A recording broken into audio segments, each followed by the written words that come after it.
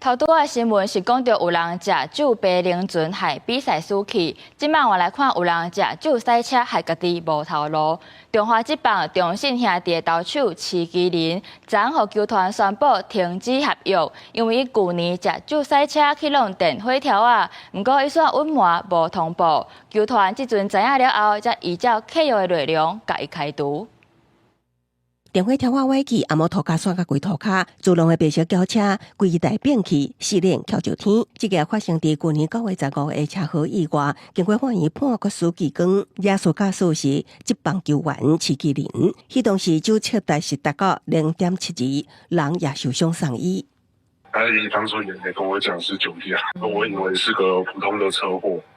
他說臨時付不這個金額很高，臨時賠不出來，這樣子，想要幫他一點嘛。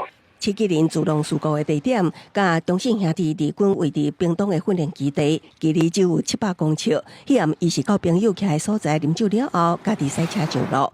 毋過代志發生了後，佫隱瞞無通報，球團19公告，遂開除，終止合約，佫追究違約賠償。昨天就收拾東西就走，這樣子就離開球隊吧。那他先到朋友家了，他可能這2天會回來。他就是說不好意思，他自己的一些事情了，借錢的事情那個都已經處理完了吧。徐基麟今年26歲，高中畢業了後，要甲美國職棒費城人隊簽約。因為傷勢甲疫情關係，2022年予費城人隊釋出，轉來台灣投入選秀，加入中信兄弟。去年季後也捌因為個人財務甲生活紀律，互囥佇60人的名單之外。即馬閣因為酒駕，互球團開除，職棒前途恐驚就結束啊！記者綜合。